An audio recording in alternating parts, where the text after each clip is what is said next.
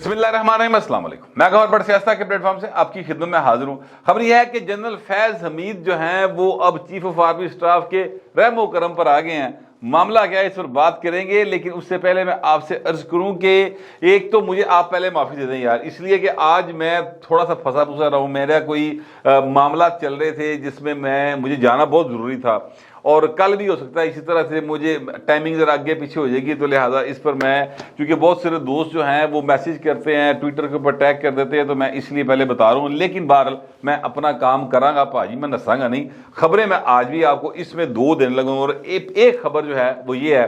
کہ جناب ایک شخصیت ہیں ابصار عالم صاحب، صحافی تھے، اس کے بعد وہ پیمرا میں چلے گئے، پیمرا کے چیئرمین ہو گئے، اور لوگوں نے جو یہ تحریک انصاف والے تھے انہوں نے کہتے ہیں ہونتے صحافی رہے ہی نہیں ہو، ان کو گولی ماری گئی تحریک انصاف کے دور میں۔ صحافی نے رولا پایا کہ یار خدا دا واسطہ جرنلسٹ ہے، اس کو سر عام بندہ گولی مارے نظر آ رہے ہیں، پھڑ دے کیوں نہیں پہ؟ وہ کہتے صحافی نہیں گا، اچھا صحافی نہیں گا تو گولی مار دو۔ یعنی یہ ان کی لاجکس ہوتی تھی اپنے دور کے اندر۔ میں آپ سے عرض کروں، طاقت کا اپنا ایک سسٹم ہوتا ہے، جو کیا کہتے ہیں طاقت اور جوانی انہوں بریکاں لانیاں بڑیاں اوکھے ہوندیاں پائیں، اور جو اس دور میں بریکیں لگا لے سر وہ ولی اللہ، میں یہ سمجھتا ہوں۔ اینی وے بات دوسری طرف چلی جاتی ہے، میں کھینچ کے واپس آنے لگا ہوں۔ ابصار عالم صاحب نے کالم لکھا ہے، پاکستان 24 نام کی ایک ویب سائٹ ہے، اس کے اندر پاجی کالم پڑھو تے کنن ہاتھ لاؤ، اس طرح کا سین ہے۔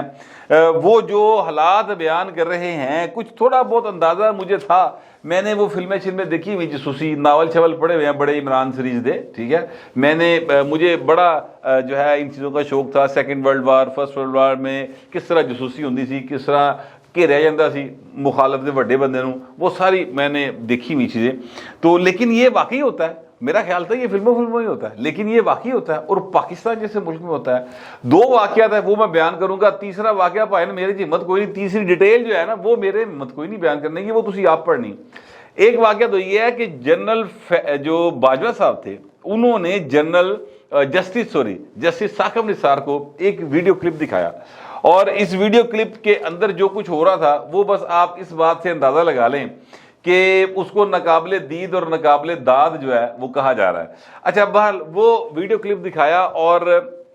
اس کے راوی جو ہیں وہ ابصار عالم صاحب کے مطابق وہ ہیں اپنا سید طلعت حسین صاحب، وہ بھی اس کے راوی ہیں، انہوں نے خود یہ بات دیکھی ہے، وہ اس تقریب میں موجود تھے، جنرل باجوہ کے پاس تھے۔ اچھا اب معاملہ یہ ہے کہ اس کلپ کے اندر یہ دکھایا جا رہا ہے، وہ کلپ اس طرح کا تھا کہ ایک سفارتکار کے ساتھ ایک خاتون جو ہے ایسی حرکات کر رہی ہے جس کو اپریشیٹیبل نہیں کہا جا سکتا، جس کو آپ پبلکلی دکھا نہیں سکتے، جس کو آپ سکرین کے اوپر نہیں لا سکتے، جس کو کیا کہتے ہیں اشلیش مواد کہا جاتا ہے، یعنی ایسا مواد جس کو آپ پورنوگرافک کہا جا سکتا ہے، ٹھیک ہے۔ اس طرح کی چیزیں جو ہیں وہ اس میں تھیں۔ اس جو ہے وہ کالم کے مطابق، یعنی انہوں نے اتنی تفصیل تو نہیں لکھی کہ ہوگی ریاسی، لیکن جو انہوں نے کہہ دیا وہ بہت کچھ ہے پاجی، ناقابل دید بھی کیا تھا، ناقابل داد بھی کیا تھا، یہ بھی کہتا ہے مزید بیان نہیں کیا جا سکتا، تو پھر کافی ہوتا ہے۔ اچھا لیکن بات یہاں پر ختم نہیں ہوئی، بات یہاں سے آگے بڑھی، اور جو ہے اپنا جنرل باجوہ صاحب وہ یہ کہہ رہے ہیں جسٹس ثاقب نثار کو کہ دیکھیں ہمیں اس ملک کے لیے کیا کیا کچھ کرنا پڑتا ہے یہاں کی صورتحال کو ٹھیک رکھنے کے لیے۔ تو اس کا مطلب کیا ہے؟ اس کا مطلب ہے کہ بہو جی جاگتے رہنا تے دھیان کرنا، واٹس ایپ ہے کوئی آ جائے، ٹھیک ہے۔ بات سمجھ گیا کہ یہ دکھانے کا مطلب یہ تھا کہ بہت ساری شیواں جڑیاں نا ہوندیاں ہیں، یہ پرانا طریقہ کار ہے، ایک جو لوگ اس بات کو سمجھتے ہیں کہ بڑے مہذب انداز تڑی کیویں لائی جاندی پائے نا، وہ اس طرح لائی جاندی جی کہ دستا جاتا ہے کہ یار اے نال ظلم ہویا، بڑے ظالم نے، بس کی کریے یار، کرنا پیندا ہن کی کریے۔ تو یہ جس کو سنایا جا رہا تھا نا، ایکچولی اس کو دھمکایا جا رہا تھا، اس کو بتایا جا رہا تھا کہ بعد آ جا، بندے دا پتر بن جا، پر ویکھ لے پھر اسی جو کرنے ہیں اے دیکھ لے۔ تو یہ میرا خیال ہے کہ ثاقب نثار صاحب کو اس طرح بتایا گیا تھا۔ اچھا اب میں آپ سے عرض کروں کہ دوسرا واقعہ ایک جرنلسٹ سے ریلیٹڈ ہے، بطول راجپوت صاحبہ ان کا نام ہے، ٹی وی پہ اکثر ان کو دیکھا ہوگا آپ نے، کسی دور میں میرے فیس بک کے اوپر بھی وہ جو ہے ان کا یعنی کیا کہتے ہیں چاہیے کہ ایک میوچل فرینڈ کے ہم دونوں جو ہے وہ فرینڈ تھے، اور فیس بک ایک ایسی جگہ ہے جس کے اوپر آپ کو لاکھوں لوگ دیکھ رہے ہوتے ہیں، لاکھوں لوگ کمنٹ کر رہے ہوتے ہیں، تو اس طرح سے میں ان کو اس حد تک صرف جانتا ہوں۔ لیکن ہوا یہ واقعہ کہ جناب عمران خان کے دور کے اندر ان کو ہٹا دیا گیا تھا، ایک چینل میں یہ نوکری کرتی تھی، اپنا نوکری کرتی تھی، یہ انٹرویو لینے گئیں اور انٹرویو میں کچھ سوال انہوں نے ایسے کر دیے جس پر وہ ناراضگی ہو گئی، تو پائن کام خراب ہو گیا سی، ٹھیک ہے۔ اچھا، اب اس کے پیچھے واقعہ کیا، یہ بھی اسی اس کالم کے اندر لکھا ہوا ہے، اور وہ یہ بتاتے یہ ہیں کہ جناب ایک کرنل این صاحب جو تھے، انہوں نے بطول راجپوت صاحبہ سے کہا کہ جناب آپ چونکہ بڑی خوبصورت ہیں اور آپ کی پاکستان جو ہے وہ اس سے بڑی محبت ہے، اور آپ ہمارے دائرے کے ساتھ بڑا ہمیں پروموٹ کرتی ہیں، تو آپ تھوڑا سا اگر فلاں اینکر جو ہے اس کے ساتھ دوستی کر لیں اور پھر اس کو اس پوزیشن میں لے آئیں کہ ناقابل دید ہو جائیں اور ناقابل داد ہو جائیں، تو پھر تہاڈا نا باجی جی اسی کام چک دیا گیا، ٹھیک ہے۔ یعنی باجی جی تو پپلیو کہہ رہے ہیں، انہوں نے انہیں فل ٹائم اس طرح سے کہا کہ مسئلے کوئی نہیں گا، پھر آپ کی ترقیاں کوئی نہیں رکے گا اور آپ کا چہرہ کبھی سامنے نہیں آئے گا۔ ہم نے ایکچولی اس کو پکڑنا ہے کیونکہ یہ عمران کے خلاف بڑا بولتا ہے، یہ پروجیکٹ عمران کی برکات ہے، پروجیکٹ عمران کو کس طرح کامیاب کیا گیا ہے، یہ اس کی چند ایک میں آپ کو ہلکی ہلکی جھلکیاں بتا رہا ہوں۔ یعنی دیکھو کس گوڈے نہیں ایتھے گلمے تگر گند وچ ڈبیا پروجیکٹ ہے سارا، میں آپ کو یہ بتانا چاہ رہا ہوں، ٹھیک ہے۔ ورنہ ایک کالم سنا کے میں کو تہاڈے کول کوئی داد نہیں لینی خبر، تو ظاہر ہے وہ ابصار عالم صاحب کی ہے، میری تو نہیں ہے، لیکن میں آپ کو بتانا یہ چاہ رہا ہوں کہ جو پروجیکٹ عمران ہے نا، یہ نیرا گند ہے باقاعدہ طور پہ۔ کس طریقے سے خواتین کو استعمال کیا جاتا ہے اس کی مثال بطول راجپوت صاحبہ کے حوالے سے یہ ابصار عالم صاحب نے دی ہے۔ اچھا، وہ کہتی ہیں کہ جناب مجھے بڑا غصہ چڑھا اور میں کیا کھلو تیری ایسی تیسی، مطلب ظاہر ہے ان کو غصہ چڑھا ہوگا، کسی بھی خاتون کو اگر آپ اس طرح سے کہیں تو گرمی کھاندہ ہے بندہ۔ انہوں نے پھر سنائیاں بابا، لیکن سر وہ اینا ٹیڑھیا کو کرنل تھی، ٹھیک ہے، ریٹائرڈ کرنل تھے کوئی این کیا، وہ اس میں یہ لکھا ہوا ہے کہ او پاجی پھر انہوں نے اپروچ کیا کہ دیکھیں آپ مہربانی کریں کچھ سوچے تو صحیح نا، 2-3 دفعہ انہوں نے اس طرح کی اپروچ کی۔ اچھا، یہ چکر کیا تھا؟ چکر یہ تھا کہ جس اینکر کی بات کی جا رہی تھی، جنہوں پائن پھڑنا مطلوب سی، جس کی نازیبہ ویڈیوز حاصل کرنا مطلوب تھا، کیونکہ وہ شخص وہ تھا جو عمران خان کے خلاف بولنے سے باز نہیں آتا تھا، جو پوائنٹ آؤٹ کرتا تھا کہ حضور اے غلط ہو رہا ہے، اے غلط ہو رہا ہے، اے اس طرح نہ کرو، اے اس طرح نہ کرو، آئین ہے کہندا ہے، قانون ہے کہندا ہے۔ اس کو جناب کینڈے چلے آن لئی وش میں لانے کے لیے، اس کو قابو کرنے کے لیے یہ طریقہ کار جو ہیں وہ اختیار کیے جا رہے تھے۔ میں ایک سچی بات ہے، یہ کالم میں نے پڑھا ہے تو اس کے بعد مجھے لگا جیسے یہ کوئی میرا خیال ہے کوئی 30s دی 40s دی کو فلم دیکھ رہے ہیں، جس میں ہٹلر کے جو تھے بڑے افسر انہوں نے قابو کر لئی، یہ جو برٹش تھی اپنا برٹشرز انہوں نے جال بچھایا، یا ہٹلر نے برٹشرز کو قابو کرنے کے لیے یا جو ہے امریکنز کو قابو کرنے کے لیے جال بچھائے گئے تھے، ان پر فلمیں بنی ہوئی جاسوسی دے والے نا، وہ سر میں لگا میں وہ دیکھ رہے ہیں کوئی۔ پھر بات یہاں ختم نہیں ہوتی، وہ کہتے ہیں جہانگیر ترین صاحب جہاں پہ رہتے ہیں، ابصار عالم صاحب کہہ رہے ہیں، اس کے ساتھ ہی ایک کوٹھی ہے سر 4 کنال کی، جس کے اوپر ایک بندہ جو پرائیویٹ بزنس کرتا ہے اپنا پراپرٹی کا، اس کے نیچے والا جو حصہ ہے وہاں پر لڑکیوں کو بہلا پھسلا کر جو ہے وہ پتہ نہیں کیا کرایا جاتا ہے۔ اچھا، اب اس کی میں مزید تفصیل میں نہیں جا سکتا، انہوں نے بڑی تفصیل سے لکھی ہے ساری چیزیں، لیکن میں گزارش کروں کہ اگر یہ سارا کچھ ہو رہا ہے اور اسلامک ریپبلک آف پاکستان میں ایسے ہی ہو رہا ہے، تو پھر حالات ساڈے ٹھیک پاسے جا رہے ہیں، اسی پھر ملک جڑا ہے وہ ساڈا جس طرح ڈاؤن جا رہا ہے، جس طرح اکانومی ڈالر پیڑے حال بونکے دیاڑے، ٹھیک ہے، وہ پھر ٹھیک ہو رہا ہے۔ یعنی جو جس کا کام ہے وہ اپنا کام نہیں کر رہا اور اپنی ذاتی خواہشات کو اپنے آپ کو پروموٹ کرنے کے لیے اس طرح کی حرکات کر رہا ہے اور پیسے کمانے لیے کر رہا ہے، جس مقصد کے لیے بھی کر رہا ہے، تو سر پھر ٹھیک ہے۔ پھر جہو جے کرتوت نے پاجی وہ جی منزل پانی ہے نا، پھر آپ یہ کیسے ہو سکتا ہے کہ تسی ٹرین پھڑو جناب چیچو کی ملیاں دی تے خواہش رکھو کہ تسی جناب شملے پہنچ جاؤ گے، سوال ہی پیدا نہیں ہوتا، جا ہی نہیں سکتے حضور۔